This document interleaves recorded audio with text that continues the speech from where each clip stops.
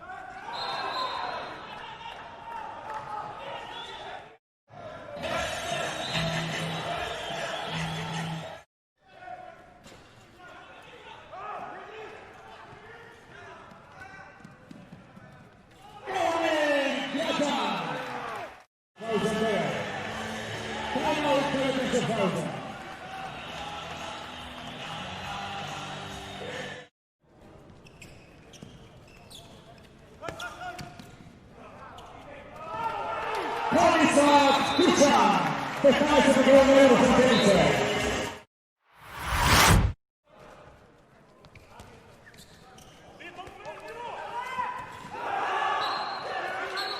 Govor utakmice po 20, Luka Marić.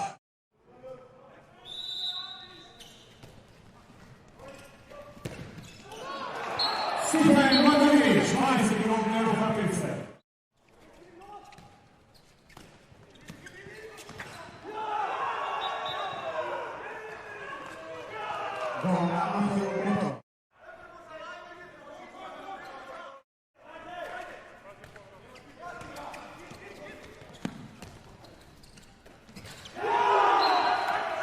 Gola Janac Čelko.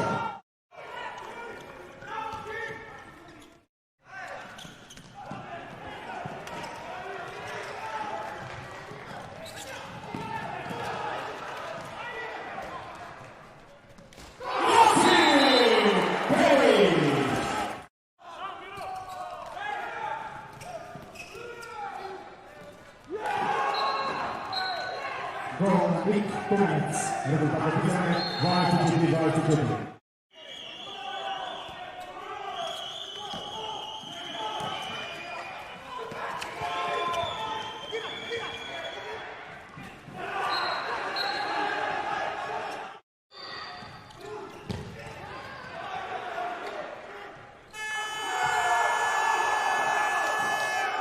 Kolejna pojemność do Frankiewicza